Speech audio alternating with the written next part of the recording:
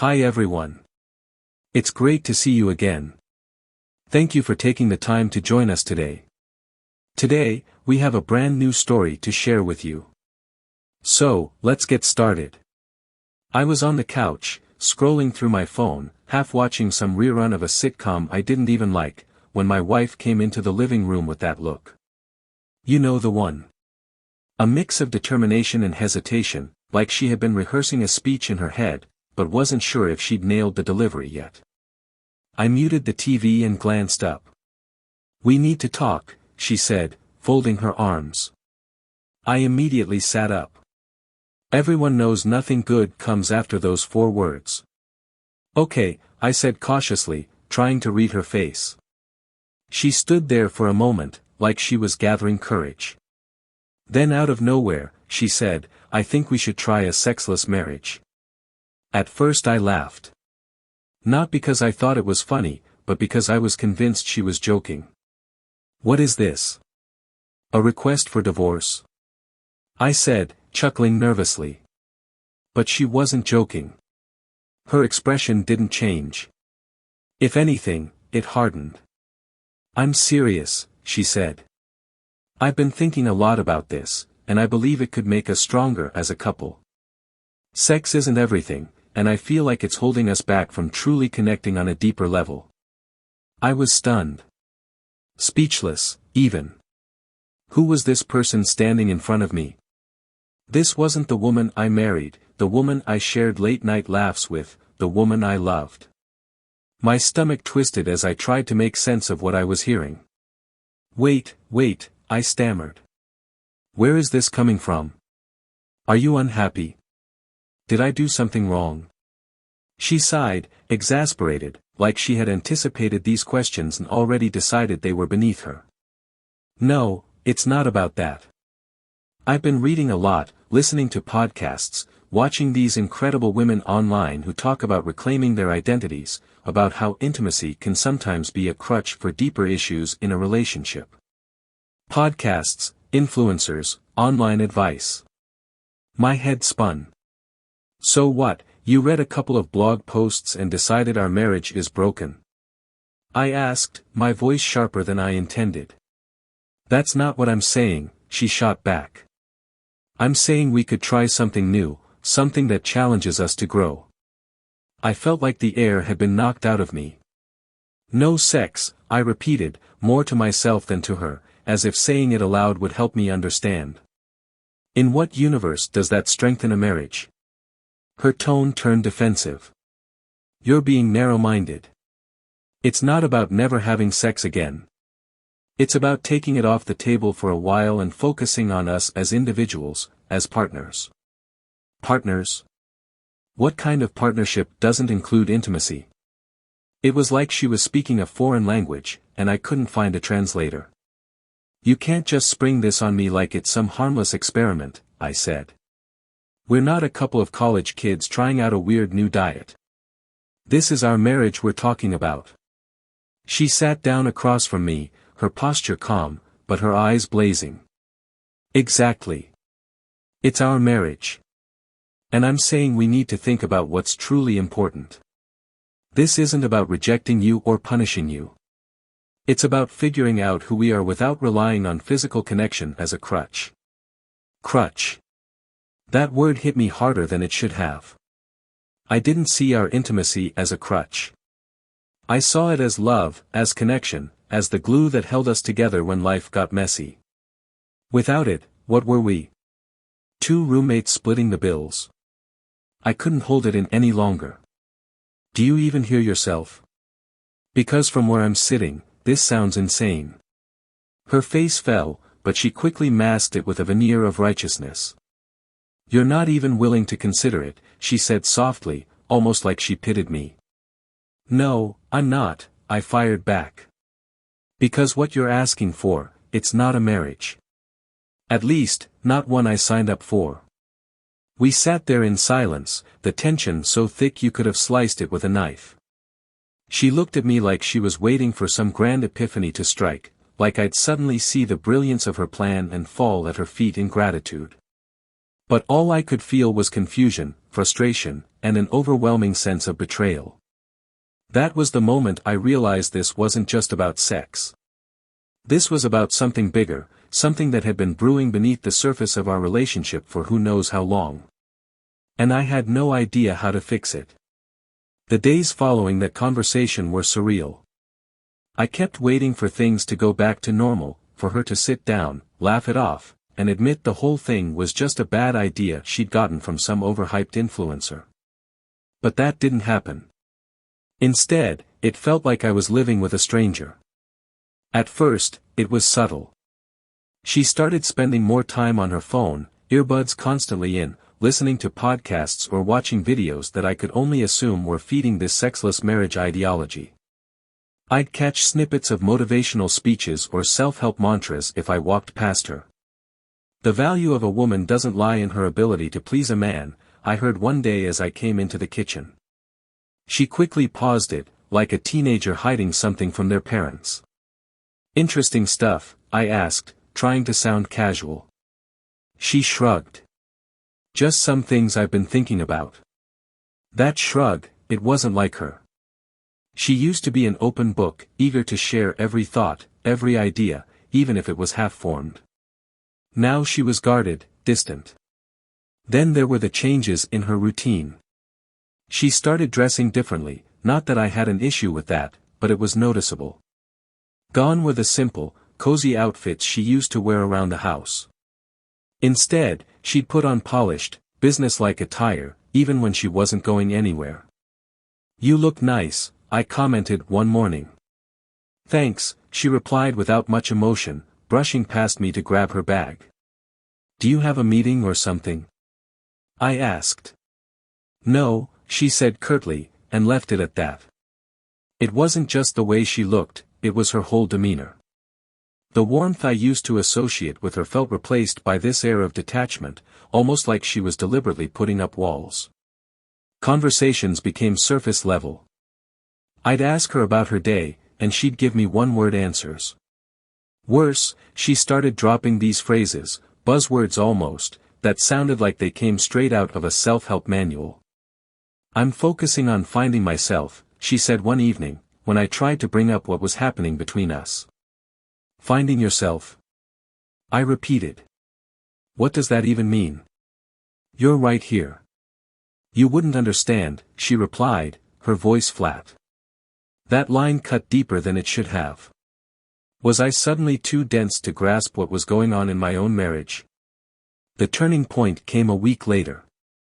I was in the bedroom, flipping through a magazine, when she came in and sat down next to me. For a brief moment, I thought she was going to apologize, maybe say she'd overreacted, or that she missed us. Instead, she handed me her phone. "Look at this," she said, pointing to a post. It was some influencer I'd never heard of. A woman with thousands of followers. Her profile filled with quotes about empowerment and self-love. The post was a long caption about how intimacy wasn't necessary for a fulfilling relationship, and how removing it allowed for spiritual growth. "What do you think?" she asked, her eyes expectant. I stared at her, dumbfounded. "What do I think?" "I think this woman doesn't know us. She doesn't know what we've been through, what we mean to each other. How could this possibly apply to us?" "It's not about her," she said, almost impatient. "It's about the idea. Don't you think there's truth in it?" "No," I said bluntly. "I think it's a load of crap." She sighed, clearly disappointed. "See, this is what I mean. You're so closed off to new perspectives." "New perspectives," I shot back. "Or brainwashing, because that's what this feels like. You're not acting like yourself anymore." She didn't respond to that. Instead, she stood up and walked out, leaving me alone with the uncomfortable realization that she didn't seem to care what I thought anymore. That night, I lay in bed next to her, staring at the ceiling, wondering when everything had shifted so drastically. She was right there, but she felt miles away. The woman I knew, the woman I fell in love with seemed to have been replaced by someone I didn't recognize. And I couldn't figure out how to reach her.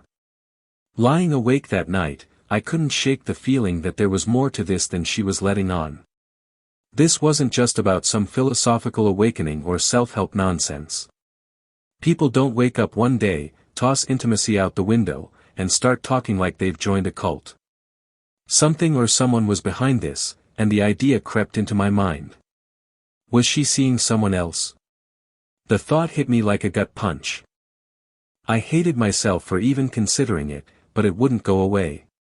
It explained too much, the sudden emotional distance, the guarded behavior, the obsession with these influencers. Was all this talk about finding herself just a smoke screen for something else? The next morning, I decided to trust my gut. While she was in the shower, I picked up her phone. I hated how sneaky it felt, but I couldn't ignore the gnawing suspicion. Her phone was locked, of course, and I didn't know her passcode. That was odd, too. We'd always been open about stuff like that. I put the phone down quickly, my heart pounding. What was I even looking for? A trail of texts? Some hidden folder of photos? And even if I found something, what then? I couldn't believe I was here, doubting her, questioning everything. Later that day, I started paying more attention to her behavior. Every notification on her phone made her glance at the screen and then tuck it away quickly. She'd disappear for hours into the office she'd turned into her workspace, claiming she was journaling or working on herself. Who are you always talking to on your phone? I asked casually one evening as she sat on the couch scrolling. She looked up, startled, then smiled. A smile that didn't quite reach her eyes. Just a couple of women from a support group I found online. We're all exploring these ideas together. What kind of support group? I pressed. Why do you care?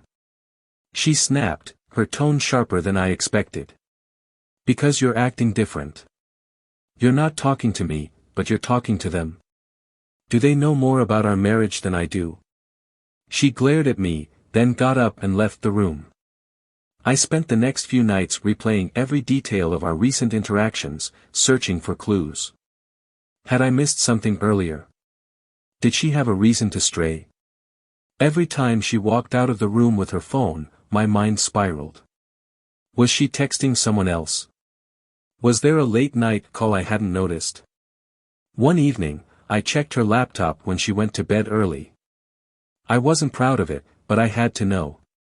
Her browser history was mostly clean. Too clean, like it had been wiped recently.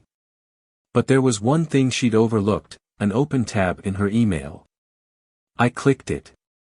The inbox was filled with newsletters and updates from the influencers she had mentioned, along with what looked like private discussion threads. Most of it was harmless, but a couple of messages caught my eye. They were from someone named Arya. The language was overly familiar, full of inside jokes and compliments. Thanks for your advice earlier. It really helped me see things clearly, one message read. Another said, I love how open-minded you are. You inspire me. Who was this Arya? Was this just another voice in her self-help echo chamber? Or was it something more? The paranoia began to eat away at me. Every little thing felt like evidence. The phone glued to her hand, the locked screens, the vague answers. I couldn't bring myself to confront her. Not yet. I needed more. Over the next week, I became obsessed with finding out the truth. I started staying up late, pretending to be asleep, while she sat up scrolling through her phone. I watched for patterns, searched for signs. My mind created scenarios I couldn't escape from, each one worse than the last. The irony wasn't lost on me. Here I was trying to figure out if my wife was cheating, when all she'd done, at least on the surface, was suggest a sexless marriage. Maybe this was just in my head. Maybe I was overreacting. But deep down, I couldn't shake the feeling that the woman I'd married was slipping further and further away. And I had no idea how to stop it. The breaking point came one night after dinner.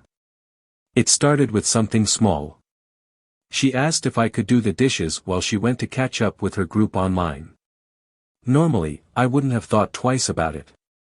But this time, something in me snapped. Sure, I said, my tone flat, while you go lock yourself in the office and talk to people who seem to know more about you than I do. She froze, plate in hand, and turned to face me. What's that supposed to mean? I put down the glass I was drying and turned to her. My frustration boiling over. It means you've been shutting me out. You spend all your time on your phone, talking to strangers, listening to these ridiculous ideas, and then you have the audacity to tell me we should just stop being intimate like it's some genius life hack. Do you even hear how insane that sounds? Her face flushed red, not with embarrassment, but with anger. I'm not shutting you out. I've been trying to talk to you about this for weeks, but every time I do, you dismiss me. You call it insane. You make me feel like I'm the crazy one for wanting more out of this marriage than just what? I interrupted, my voice rising. Just what we've built together. Just the connection that makes us more than roommates. Is that what's so disposable to you now? Her eyes narrowed. You're not listening to me. I'm saying that intimacy doesn't have to define us. It's not the only way we can connect. And who told you that? One of your influencers. Arya, maybe? I shot back, the name slipping out before I could stop myself. Her mouth fell open slightly, and for a moment, there was silence. Then her voice dropped, cold and controlled. You went through my messages. I didn't deny it. Yeah, I did. Because I don't recognize you anymore. And I'm trying to figure out who the hell I'm even married to. You violated my privacy, she said, her voice trembling. And you violated our marriage the moment you decided some stranger online had better advice about our relationship than I do. At that, the argument exploded. We yelled over each other, accusations flying back and forth. She called me controlling and insecure.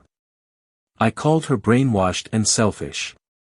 Every unresolved issue, every buried resentment came flooding to the surface. I gave everything to this marriage, she shouted at one point, her voice breaking. Everything. And now the one time I try to take something back for myself, you can't handle it. Take something back. I shot back. What exactly are you taking back? Because it feels like you're throwing away everything we built. The fight dragged on, spilling into the bedroom, then the kitchen, then back to the living room. It wasn't just about intimacy anymore. It was about trust, about identity, about who we had become as individuals and as a couple. At one point, I asked her the question I'd been too afraid to voice until then. Are you seeing someone else? She stared at me, her face a mix of shock and fury. How dare you? She hissed. How dare you accuse me of that? Is that really what you think of me? What else am I supposed to think? I said, throwing up my hands. You won't talk to me. You spend all your time with these people online and you suddenly decide you don't want a physical relationship anymore. How am I supposed to take that? Her response was quiet but venomous. I thought you knew me better than that. The argument ended abruptly after that. She grabbed her phone and retreated to the office, slamming the door behind her. I stood in the living room, surrounded by the debris of our fight, the dishes I hadn't finished, the blankets she'd tossed aside, the tension hanging in the air like smoke after a fire. I sat down on the couch, my head in my hands, trying to process everything. We were at a breaking point and I didn't know if we could come back from it. For the first time, I started to wonder if we even wanted the same things anymore or if we ever had. The silence after that argument was deafening. For days, we barely spoke, only exchanging the absolute necessities. The trash needs to go out. I'm heading to bed. There's food in the fridge. It felt like living with a ghost of the person I'd loved for years. But I wasn't ready to give up. Not yet. One evening, I decided to break the stalemate. She was sitting at the kitchen table, earbuds in, scrolling through her phone. I sat across from her and cleared my throat. She looked up, visibly annoyed, but took out one earbud. "I want to try counseling," I said plainly. Her eyebrows shot up. "Counseling?" "Yes," I said. "If this marriage is going to work, we need help. Someone neutral, someone who can help us figure this out because we're not doing a great job on our own." She leaned back in her chair, crossing her arms. "You think a stranger is going to fix us?" "Maybe," I replied. "Maybe not. But it's better than sitting here pretending everything's fine or waiting for another fight to blow up." She was quiet for a moment, then sighed. "I don't think I need counseling," she said, her tone careful, like she was stepping around a landmine. I felt my frustration flare, but I held it back. "You might not think you do, but I do. This isn't just about you, it's about us. And right now, I don't think either of us is okay."